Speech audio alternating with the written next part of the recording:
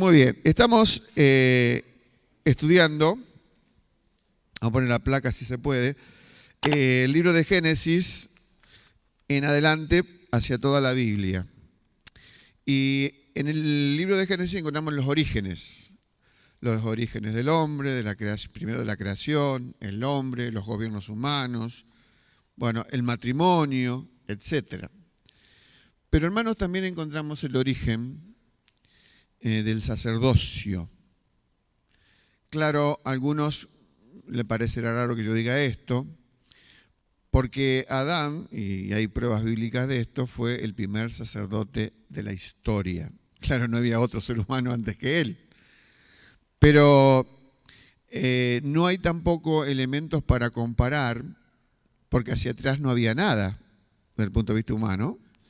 Pero ya se ha demostrado varios domingos, y yo voy a agregar algunos elementos que son los mismos, para corroborar que el jardín que Dios creó, donde puso al hombre, entendiendo por la palabra poner el verbo, más allá de lo que en la lógica española de nuestro lenguaje dice, con su funcionalidad, puso al hombre como el sacerdote, ¿no? Pero Adán tenía varias características. Según Lucas 3, en el final, ya el Nuevo Testamento, habla de la genealogía de Jesús y llega tan lejos que llega hasta Adán. Y cuando describe a Adán dice, hijo de Dios. Cuando leemos en el Génesis que Dios dice que le dio capacidad al hombre para sojuzgar y señorear la tierra, son dos verbos muy fuertes que indican la función de rey. Entonces ya tenemos hijo de Dios, rey. Y ahora también vamos a ver algunos detalles en el texto bíblico, en el libro de Génesis y otros, que también cumplía la función de sacerdote. Sacerdote es, perdone que repita, es la persona que representa a Dios delante de los hombres y representa a los hombres delante de Dios. Uno dice, ¿y qué función tenía Adán? Bueno, si leemos muy rápido de Génesis no la vas a ver, solamente leer algunos de los verbos que emplea la Biblia. Pero un sacerdote tiene la función de adorar a Dios, tener comunión con Dios, y cuando Dios establece la creación del hombre, le dijo a Moisés que escribiera lo que pasó porque él no estaba presente, ningún hombre hubo presente, menos al menos Adán, que no estaba en condiciones de registrar nada porque la escritura no existía. Y Dios dijo, hagamos al hombre a nuestra imagen y semejanza. Y luego le dijo que se extendiera, ¿no? Que fuera por toda la tierra. Entonces la imagen de Dios, de la cual Adán era un representante, sería extendida hacia los confines de la tierra, porque el jardín del Edén era una cosa minúscula comparada con la dimensión de la tierra. Tenía que extender la imagen de Dios, y lo que uno supone, por lo que el texto de la Biblia dice, es por reproducción, por la genética. Su genética, la genética, él falló, y entonces por la genética se transmitió luego el pecado. Así que Adán cumplió el sacerdocio hasta el momento del pecado. Luego Dios también usó otros seres humanos para realizar esta tarea. Entonces la placa que dice allí, el jardín del Edén era un templo de la primera creación. Y Adán como el primer sacerdote. Detalles bíblicos para corroborar esto. Yo no puedo dar todos, hay muchísimos. Doy algunos. Hay 7 días o párrafos que se describe la creación. Cuando se está por establecer en la tierra el tabernáculo, que era una tienda de campaña que se movía y que venía a representar la presencia de Dios como estaba en el Edén con Adán, eso ya fue adelante en el tiempo. El tabernáculo estaba con incrustaciones de flores, árboles, granadas, etc. Era el tabernáculo, por los detalles que presentaba y los querubines tallados, era una recreación del jardín del Edén.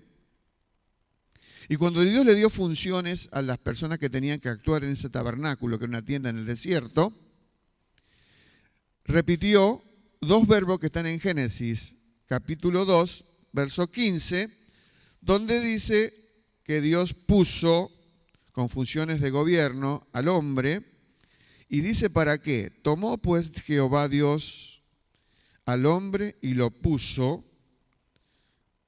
No puedo explicarlo todo, pero hoy fue explicado claramente que es poner allí con funciones sacerdotales y de gobierno. Puso al hombre en el huerto del Edén para que lo labrara y lo guardase. El idioma hebreo tiene un elemento, o la cultura griega, la cultura hebrea, una manera cíclica de repetir los detalles, ¿no? Y ya habíamos visto que en Génesis capítulo 2, versículo 8, que también Dios había puesto al hombre en ese jardín. No es que ocurrió dos veces en la misma, nada más que se utiliza la reiteración para hacer énfasis. Que Adán allí no estaba de agricultor simplemente, sino que tenía tareas sacerdotales.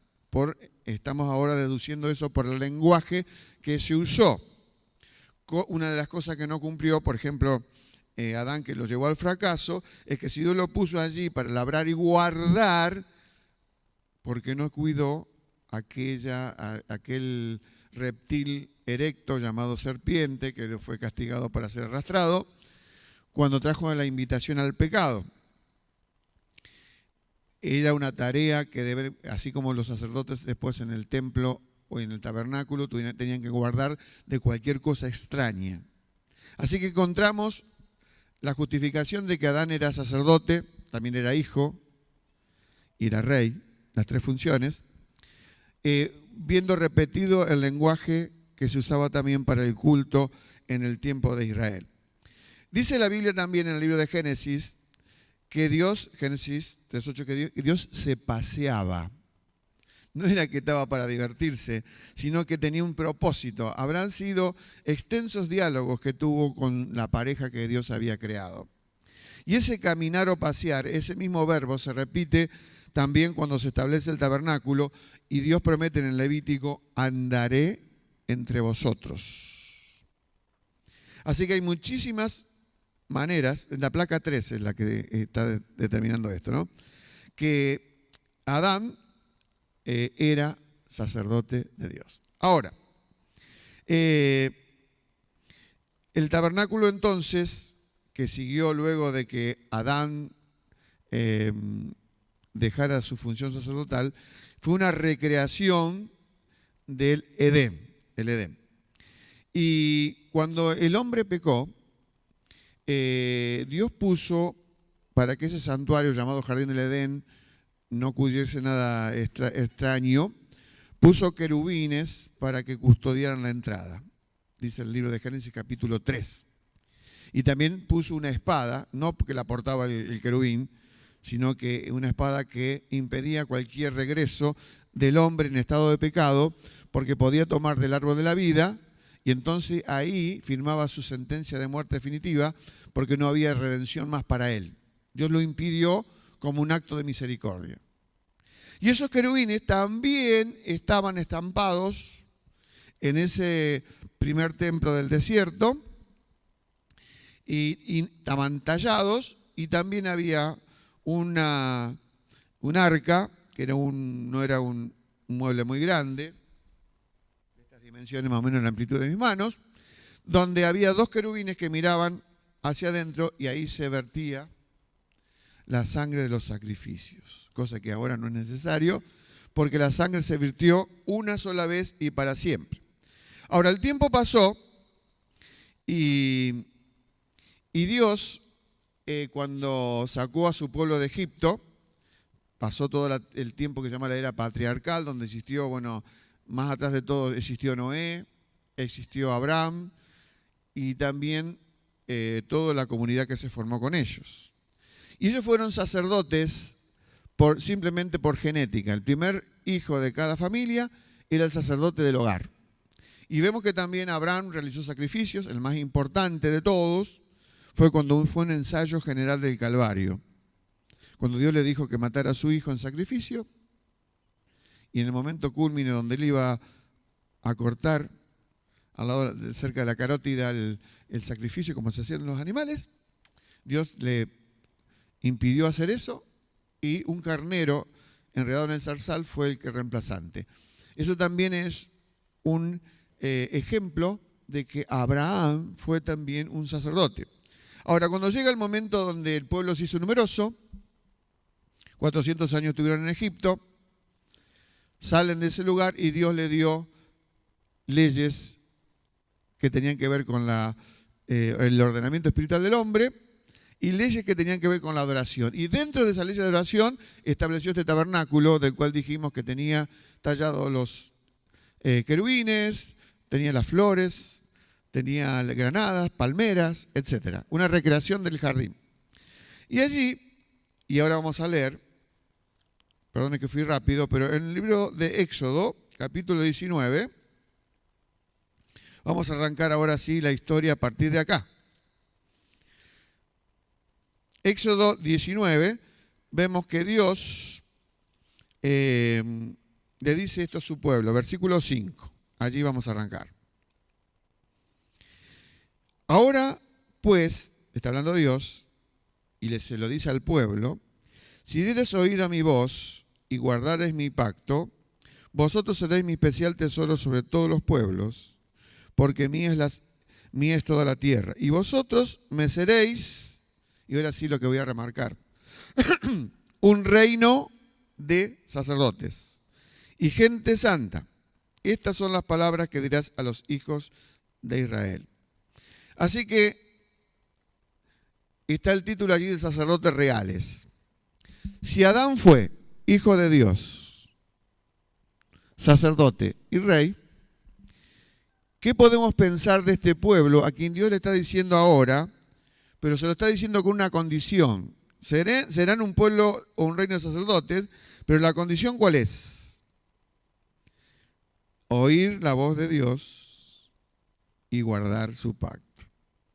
Entonces, mientras se mantuvieran oyendo y obedeciendo lo que Dios dice, serían un reino sacerdotal. O sea que sería un replay, una nueva opción al mismo nivel que Adán, nada más que Israel era un Adán corporativo, un Adán plural.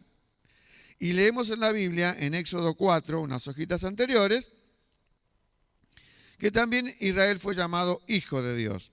Porque Moisés tenía que decirle al faraón, Dios ha dicho así, Israel es mi hijo, mi primogénito.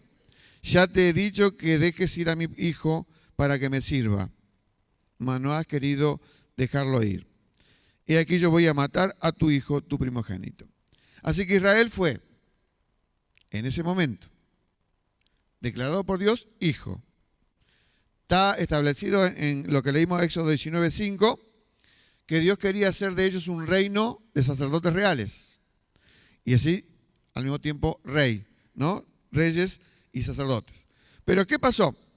Mientras Moisés estaba en el monte, la gente comenzó a ponerse ansiosa.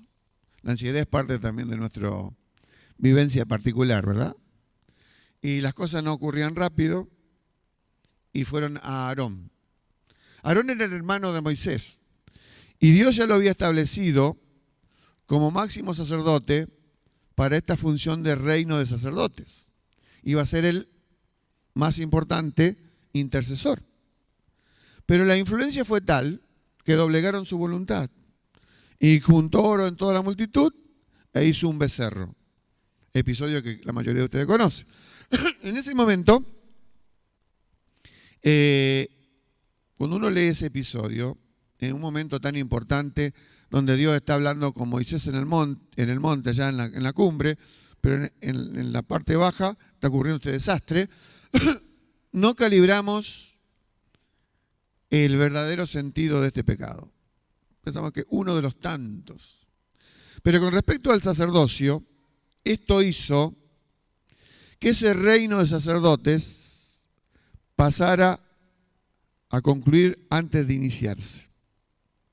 Entonces Israel, de ser un reino potencial de sacerdotes, pasó a ser un reino con sacerdotes. Hay una diferencia abismal. ¿Por qué?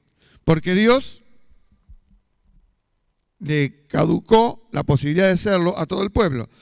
Miren lo que dice el libro de Éxodo 32, donde está la caída, 25 y 26. Dice, se puso Moisés a la puerta del campamento y dijo, claro, en un momento de idolatría, de confusión, mientras Moisés bajaba con toda la revelación completa, con las tablas de la ley, que las quebró por su ira santa, y ahí dice que Moisés dijo, ¿quién está por el Señor? Por Yahvé. Júntense conmigo, y se juntaron con él todos los hijos de Leví.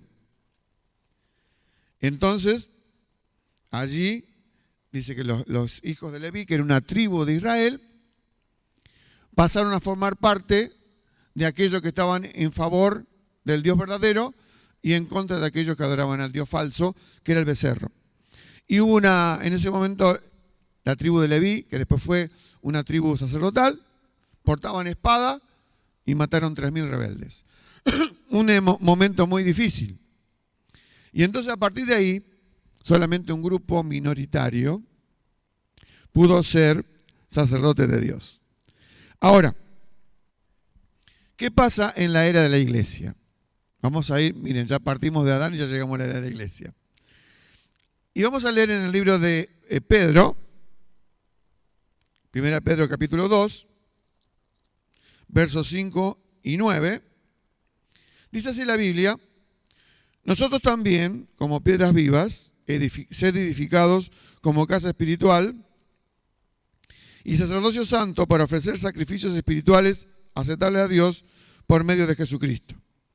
Mas vosotros sois linaje escogido, y presta atención a la palabra que sigue, real sacerdocio.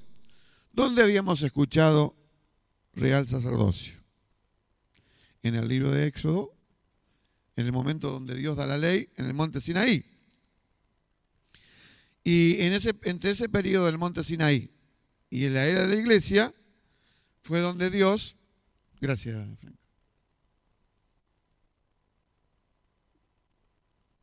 donde Dios hizo este cambio, donde los sacerdotes reales, de ser todos, a ser pocos. Y ahora, a través de la cruz, los pocos vuelven a ser muchos. Porque dice que todos los que somos de Cristo, somos sacerdotes. ¿Te viste como un sacerdote vos? A veces está en la Biblia, lo leemos, es verdad. Pero ¿realmente nos damos cuenta que somos sacerdotes de Dios? Sacerdotes para cumplir la misma misión que cumplió Adán. Adán cumplió, y que no cumplió en realidad, se le confirió la orden de extender la imagen de Dios hasta lo último de la tierra. El pecado actuó de fracaso, incumplió la tarea. Nosotros tenemos la posibilidad de extender la imagen de Dios. Porque cada vez que un creyente predica el Evangelio y una persona se convierte, es un potencial discípulo de Jesús que va a transmitir la imagen de Dios, no con su cara, sino con todo lo que representa su carácter, su vida, su obra, su vida íntima, todo representándolo. Así que somos, según Pedro, real sacerdocio. Somos también hijos de Dios. Y también somos, según Apocalipsis, reyes. ¿Por qué reyes? Yo no tengo sangre real, ni vos tampoco. Pero dice la Biblia que reinaremos juntamente con Cristo. Quiere decir que son todos fenómenos de la gracia. Los antiguos hebreos dependían de un sumo sacerdote muy débil. Débil porque podía pecar, porque se podía morir, etc. Pero estos sacerdotes de que habla Pedro, reales, dependemos de un real sacerdocio y de un sumo sacerdote máximo que es indestructible, lleno de fortaleza. Leímos recién, al acercarnos a la mesa del Señor, que Él es un sacerdote para siempre. Muy bien, ahora la pregunta que podemos hacernos, si yo estoy en la era de la gracia, ¿cuál es mi tarea como sacerdote?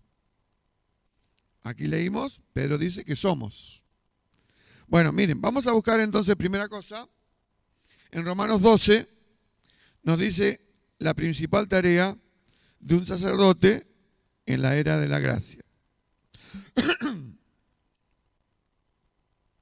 ¿Alguien que lo pueda leer fuerte, versos 1 y 2, que me ayude?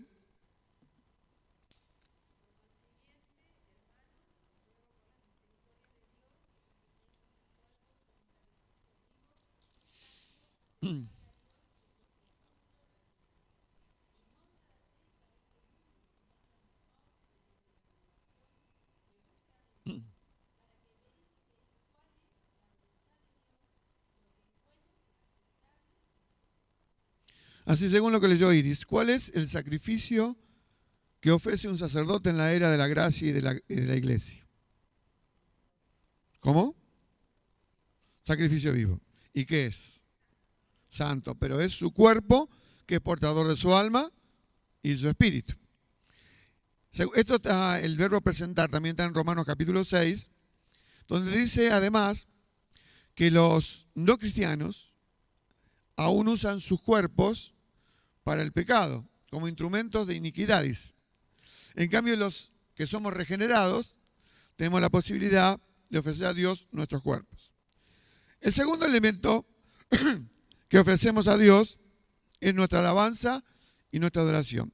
Alguien que me ayude leyendo Hebreos 13:15. Está ahí puesto.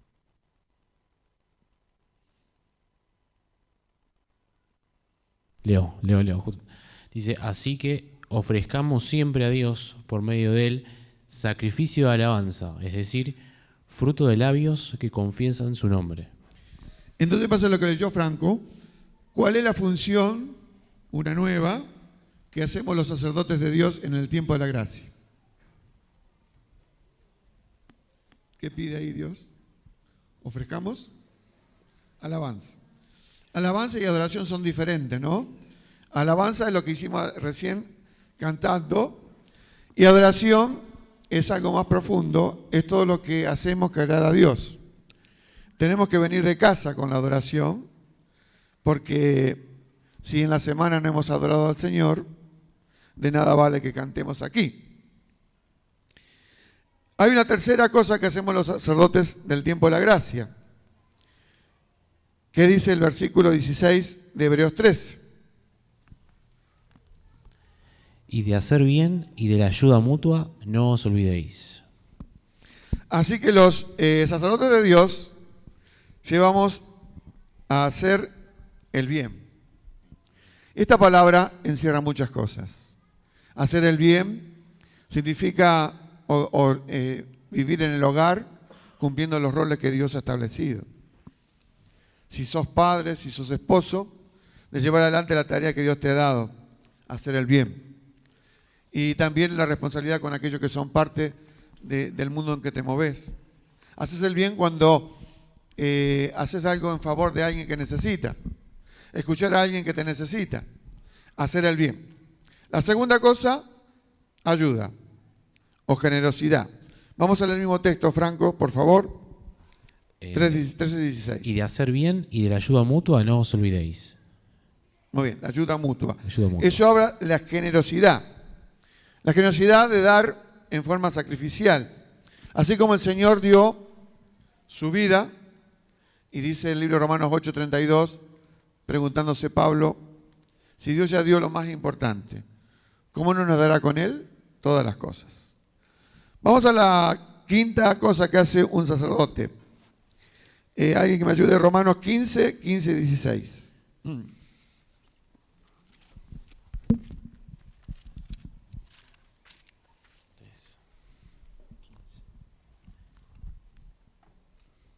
Pero os escribí en algunos puntos osadamente, como haciéndoos recordar, por medio de la gracia que me fue dada por Dios, para ser servidor de Cristo Jesús a los gentiles, oficiar como sacerdote el Evangelio de Dios, para que la ofrenda de los gentiles llegue a ser agradable, santificada por el Espíritu Santo. Si la leemos de entrada parece complicada, pero ahí dice, leyó Franco, oficiando como sacerdotes. ¿De qué manera? Cuando nosotros compartimos la palabra de Dios y alguien conoce a Cristo, esa persona es como una ofrenda, la persona convertida, a Dios, que presenta a aquel que ha compartido la palabra. Y eso es muy importante porque es la manera de extender la imagen de Dios. Las personas que conocen a Cristo tienen todos los recursos que el Espíritu Santo da y la palabra de Dios para poder crecer a la imagen de Jesús. Hace unos años estuve en un congreso cuyo título era Toda la iglesia llevando todo el evangelio a todo el mundo. Y esa es realmente la tarea que tenemos los sacerdotes de Dios en el tiempo presente. El punto 6, alguien que lea por favor Efesios 5, 1 y 2.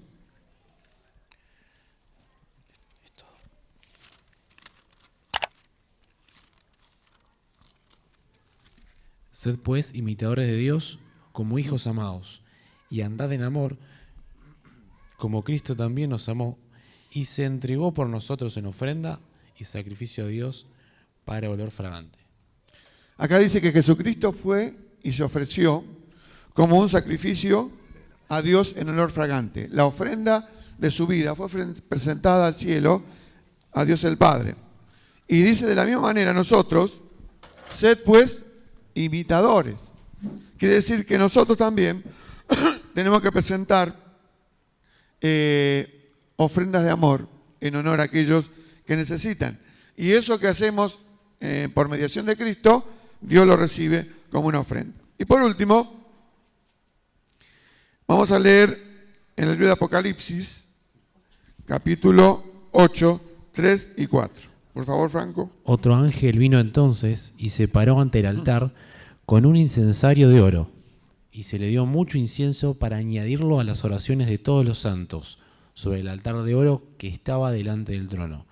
Y la mano del ángel subió a la presencia de Dios el humo del incienso con las oraciones de los santos. Allí Juan está describiendo en el último libro de la Biblia que las oraciones de los creyentes, cuando son elevadas a Dios, y acá le agrega la imagen de incienso, que era lo que había siempre cuando se hacía sacrificios. Así que las oraciones de los santos son ofrecidas a Dios por los sacerdotes de Dios y son un sacrificio santo agradable a Dios. Así que entonces el Nuevo Testamento establece todos estos sacrificios que debemos llevar adelante en el tiempo de la fe y de la gracia. Nuestros cuerpos, nuestra adoración y alabanza, nuestra generosidad, nuestro bien hacia otros, compartir el Evangelio para que otros conozcan de Cristo, el sacrificio de amor y por último las oraciones. Que Dios nos bendiga entonces para ser sacerdotes de Dios en cumplimiento y en obediencia a nuestro Señor. Y para terminar, yo quisiera que cantemos de nuevo un himno que cantamos hace un mes, para recordar lo que dice Romanos 12, 1 a 2. Dice Pablo, os ruego, es el lenguaje de la gracia. Si fuera Moisés hubiera dicho, os ordeno, la ley. Y ahí el Señor nos dice que debemos presentar el sacrificio vivo. Los sacrificios antiguos eran animales que caían muertos, eran inmóviles, no salían del altar. Pero los cristianos tenemos la ventaja de hacer un sacrificio vivo. Aunque morimos a la manera vieja de vivir, ofrecemos la vida nueva a Cristo. Pero esa vida puede salirse del altar. Tenemos voluntad. Y Dios quiere que sus sacerdotes sean un continuo sacrificio vivo. Por eso vamos a cantar esta canción. Todo a Cristo yo me entrego con el fin de serle fiel para siempre.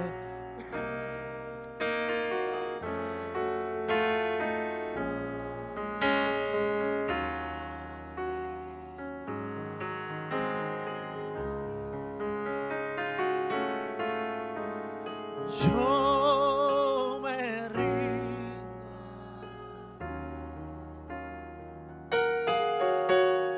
Yo me rindo. Todo a Cristo.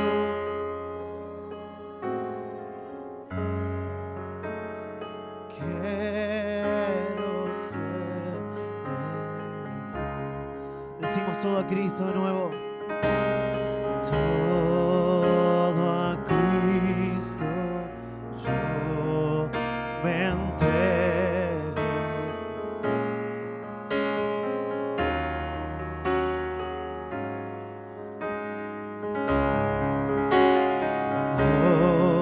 Los placeres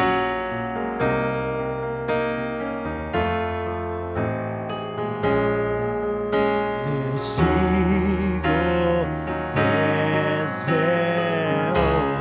Decimos con todo el corazón, Señor, a ti. Y yo me rindo a Él. Solo a ti, Señor. Yo me rindo a Él. Todo a Cristo yo me entrego. Quiero serle fiel. Por última vez, yo me rindo a Él. Y yo me rindo a Él. Y yo me rindo a Él. Todo a Cristo.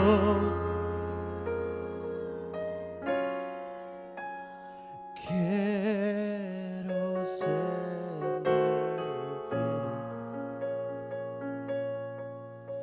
Y quiero serle fiel. Sí, Señor, por siempre y para siempre.